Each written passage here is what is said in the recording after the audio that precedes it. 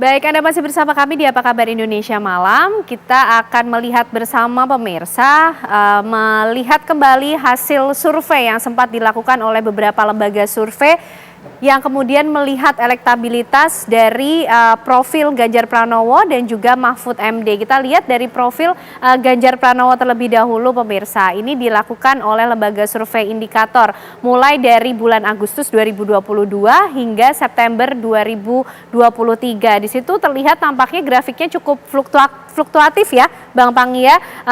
Ada kemudian diawali dari 31,7%, kemudian sempat naik di 36,2, menurun sedikit, kemudian naik lagi sampai pada puncaknya pada 37,4% pada saat itu.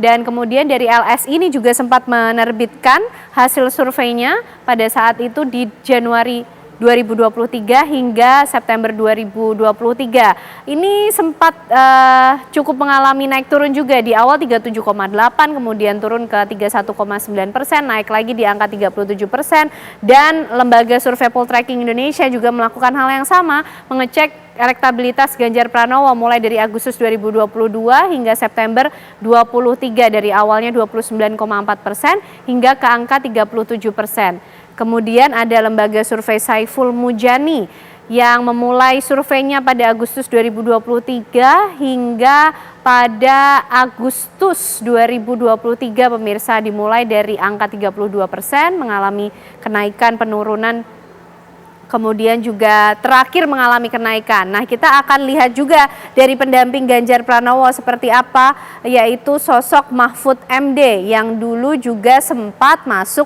di awal-awal dulu sebagai sebagai salah satu kandidat dalam bursa yang akan mendampingi Ganjar Pranowo maju dalam Pilpres 2024, dilakukan oleh Indikator Indonesia mulai dari Februari 2023 hingga September 2023 pemirsa.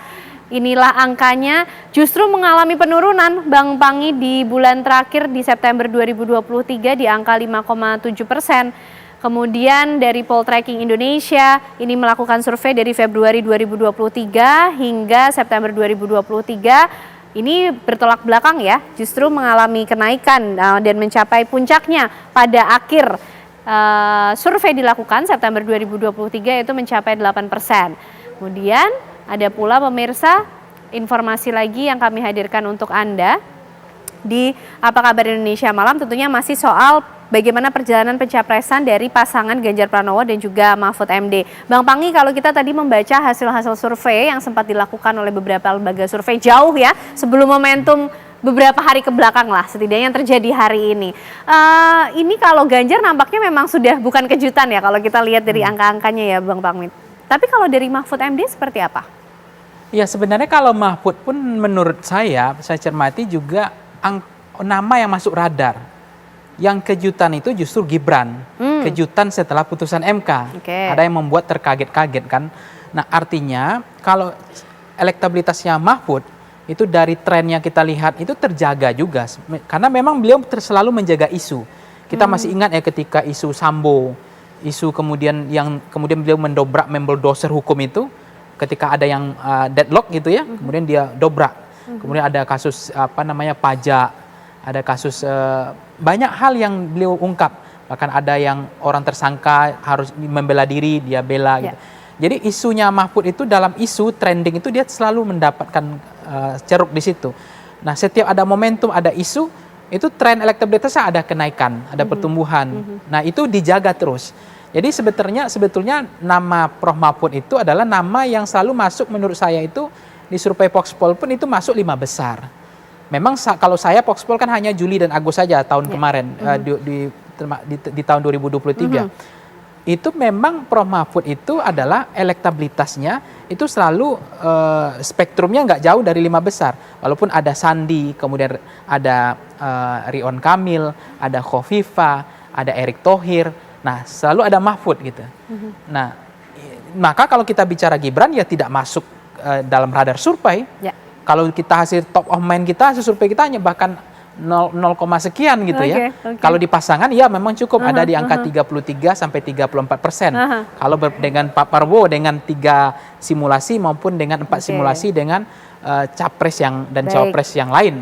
Nah, kalau kembali kepada Mahfud maupun Ganjar, itu tidak ada kejutan dalam konteks karena memang sudah terbaca oleh tren lembaga survei.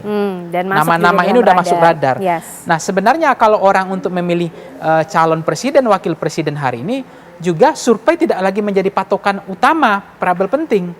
Terbukti kalau kita lihat misalnya Caimin, mohon maaf, kemudian Gibran, atau kemudian Mahfud MD, itu tidak ada yang masuk 3 besar hasil dalam elektabilitas, baik top of mind maupun elektabilitas tertutup masuk 3 besar, nggak pernah. Biasanya kalau saya potret sama itu, saya adalah ya pasti ada Sandi karena dia menteri, kemudian ada Erick Thohir menteri juga, kemudian ada nama nama Khofifah dan yang lain gitu. Baik, menarik. Ada kemudian nama yang tidak masuk radar tapi justru kemudian mencuat, ada yang sudah masuk radar dan tidak mengejutkan. Tapi kita lihat dulu juga profil lebih detail lagi mengenai sosok dari bakal calon presiden Ganjar Pranowo. Lahir di Karanganyar 28 Oktober 1968, menempuh pendidikan di SD Kutoarjo Jawa Tengah, SMP 1 Kutoarjo, SMA Bob Kri Yogyakarta, dan juga Fakultas Hukum UGM.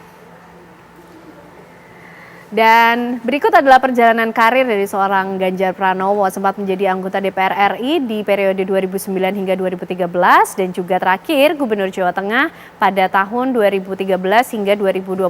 Artinya 2 periode ya pemirsa menjadi Gubernur Jawa Tengah. Dan memiliki harta kekayaan berdasarkan LHKPN 2022 dengan total 11 miliar 775 juta dan tanah dan bangunan sekitar 2 miliar lebih serta alat transportasi senilai 1,6 miliar lebih pemirsa. Ini kemudian harta bergerak yang dimiliki oleh Ganjar Pranowo sekitar 705 juta, kas 6 miliar rupiah dan tidak memiliki catatan hutang. Nah, itu yang penting. Itu yang penting ya. Tidak memiliki catatan hutang itu tetap menjadi highlight juga ya, Bang Bangi. Oke. Bagaimana dengan sosok pendampingnya? Muhammad Mahfud Mahmudin atau Mahfud MD, lahir di Sampang, Madura 13 Mei 1957, menempuh pendidikan SDN Waru Pamekasan, pendidikan Guru Agama Negeri Pamekasan, pendidikan Hakim Islam Negeri Yogyakarta, Fakultas Hukum UII Yogyakarta, Fakultas Sastra UGM, S2 Ilmu Politik UGM, S3 Ilmu Hukum Tata Negara UGM. Perjalanan karirnya komplit ini Bang Pangi, Menko Polhukam 2019 sampai sekarang, sebelumnya anggota Dewan Pembina BPIP 2017 hingga 2018, sempat juga menjadi Ketua Mahkamah Konstitusi di 2008 hingga 2013, serta Wakil Ketua Balek DPR RI di tahun 2007 hingga 2008. Dan ada pula harta kekayaan berdasarkan LHKPN 2022 dari Mahfud MD dengan total 29 miliar lebih pemirsa, tanah dan bangunan 12 miliar lebih, serta alat transportasi senilai 1,5 miliar lebih.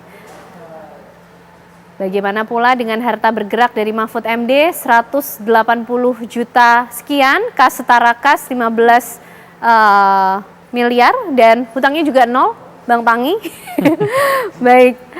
Ya, Bang Pangi, profil dari Ganjar Pranowo dan juga Mahfud MD yang kita lihat bersama, ini juga menjadi pertimbangan dari kemudian Ibu Megawati Soekarno Putri, karena yang katanya memiliki hak penuh menentukan itu kan Bu Mega ya pada saat itu. Mbak Ken. Mencalonkan Ganjar Pranowo dan juga Mahfud MD. Iya, sebetulnya Ibu Mega ini kan daya endorse juga bagus ya, kontemplasi juga panjang. Kita tahu bahwa Pak Jokowi dari bukan siapa-siapa, itu beliau tarik bisa menjadi wali kota, jadi gubernur dan jadi presiden 2 periode. Nah, itu juga mungkin menjadi level confidence-nya Bu Mega untuk mengusung siapapun. Kalau diusung oleh PDIP ada harapan, beliau percaya diri bahwa ini ada potensi untuk menang.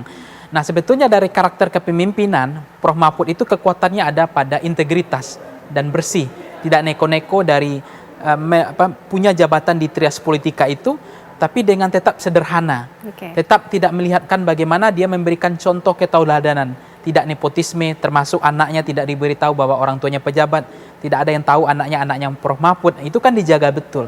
Nah, sebetulnya kalau kita lihat dari rangkaian pengalaman beliau, itu kan kalau pemilih-pemilih rasional itu pasti tertarik, walaupun angkanya pemilih rasional itu Mbak Ken 68% ya, mereka memilih karena adalah kinerja dan pengalaman, kemudian adalah visi misi program, dan terus adalah kompetensi dan kapasitas.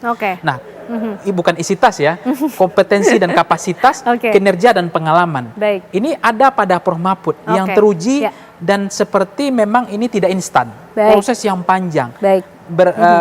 Dari bawah itu kelihatan. Itu menjadi salah satu tulang punggung kekuatannya Prof. Mahfud. Baik, Kalau baik. Mas Ganjar pasti dengan Baik, Bang konteks Panggi. dia pengalaman juga sebagai kepala daerah. Oke. Memang kepala daerah adalah salah satu figur yang diidealkan oleh masyarakat. Oke, kita tinggal tunggu nanti bagaimana para paslon ini beradu gagasan strategi tentunya dalam Pilpres 2024. Terima kasih sekali lagi Bang Panggi Syarwi Caniago, pengamat politik sudah bergabung Sama-sama, bersama kita Mbak di Ken. Apa Kabar Indonesia malam hari ini.